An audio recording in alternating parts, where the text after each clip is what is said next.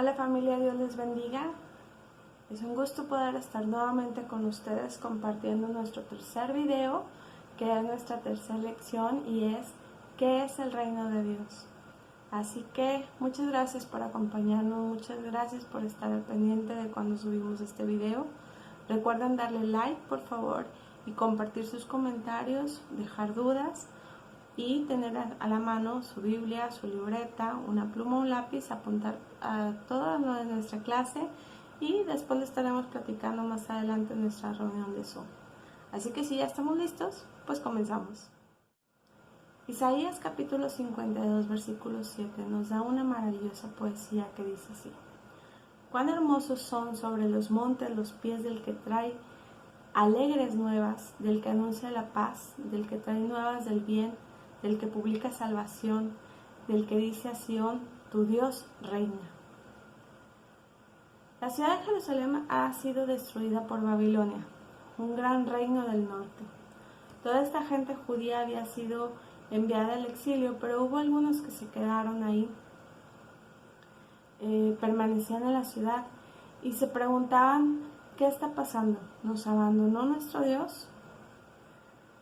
Y la respuesta es sí, porque se suponía que Jerusalén sería la ciudad donde Dios reinaría sobre la tierra, donde traería paz, bendición a todo el mundo. Y ahora Isaías les estaba diciendo que la destrucción de Jerusalén era un mal que ellos mismos habían causado, pues se habían apartado de Dios corrompiéndose, así que su ciudad y su templo fueron destruidos. Todo parecía haberse abatido, haberse perdido, pero el poema sigue. Y hay una atalaya en las murallas de la ciudad y a lo lejos en las colinas vemos un mensajero corriendo hacia la ciudad. Él corría y gritaba, ¡buenas nuevas!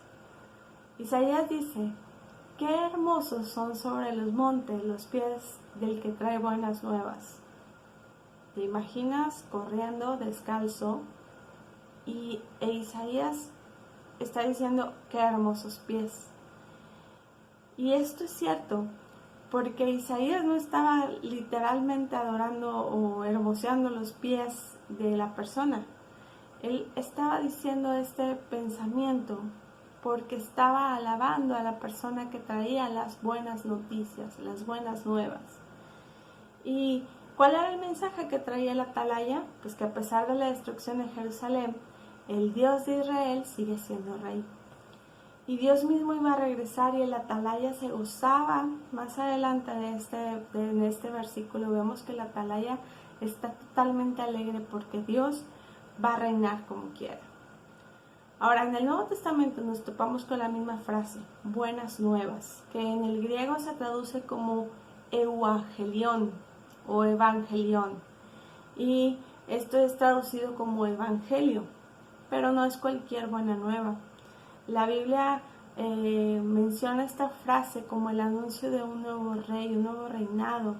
Y en el Nuevo Testamento se usa esta frase para resumir todas las enseñanzas de Jesús.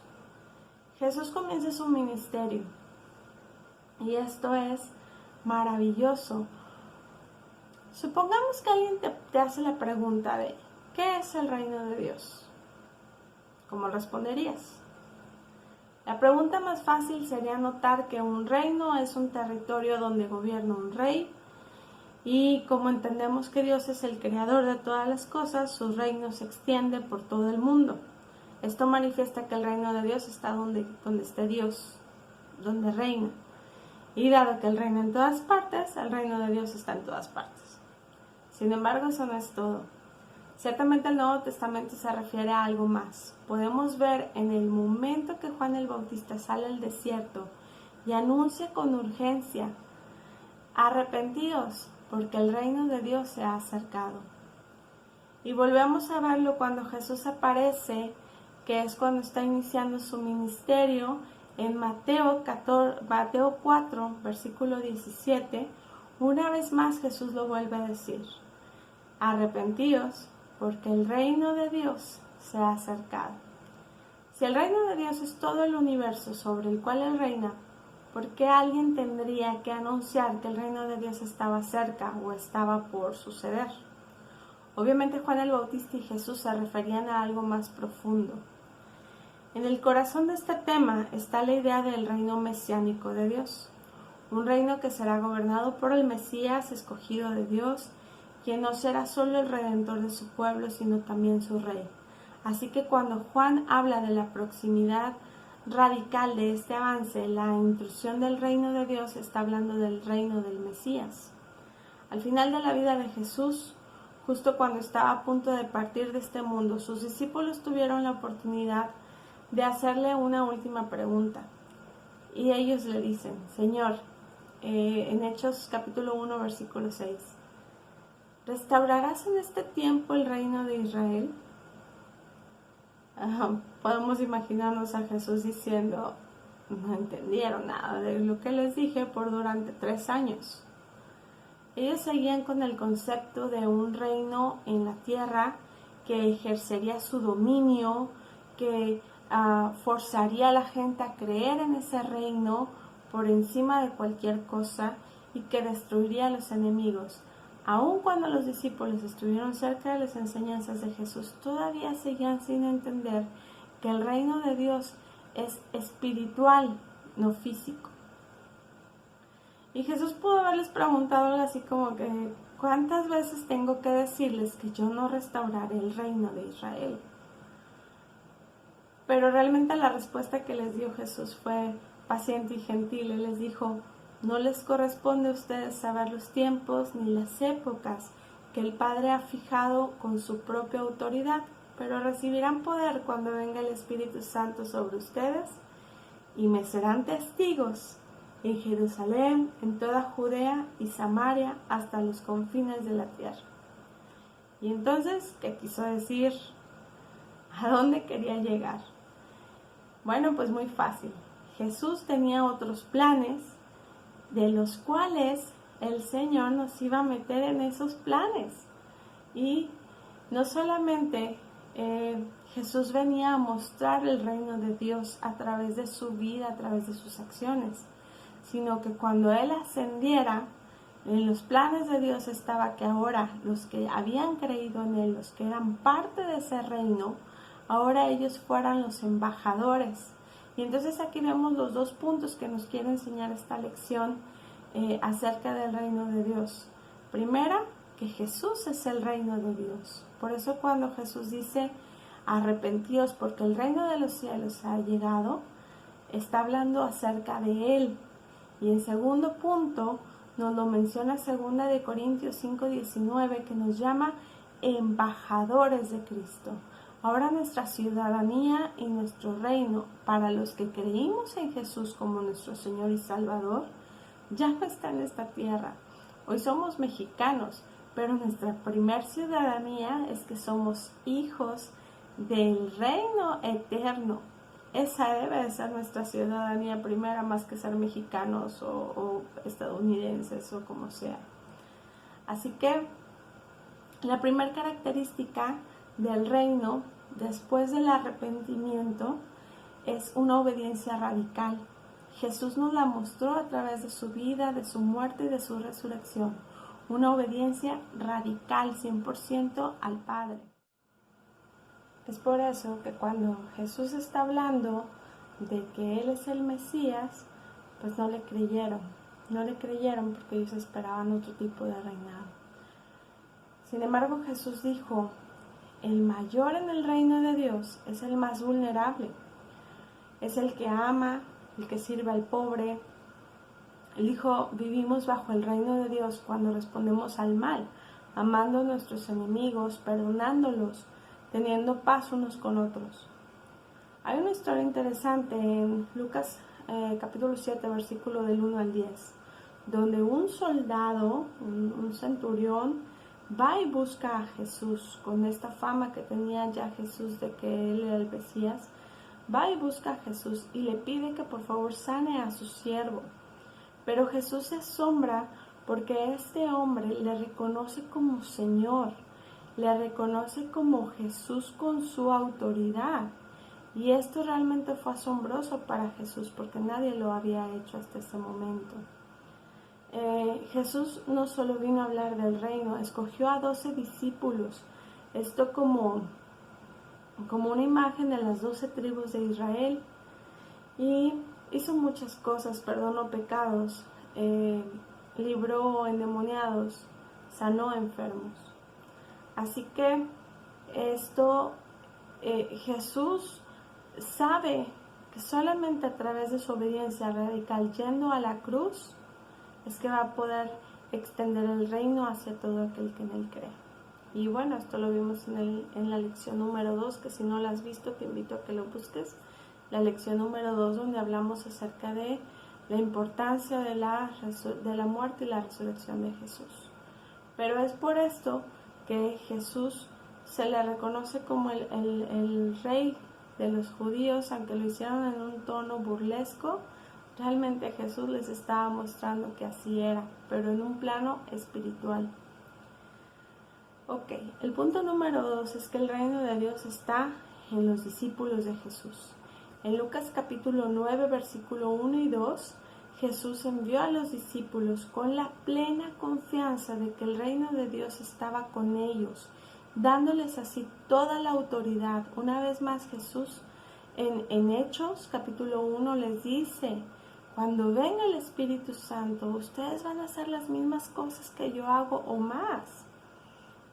Y Pablo nos dice en la segunda carta de Corintios que somos embajadores de Cristo. Es como si Dios rogase por medio de nosotros.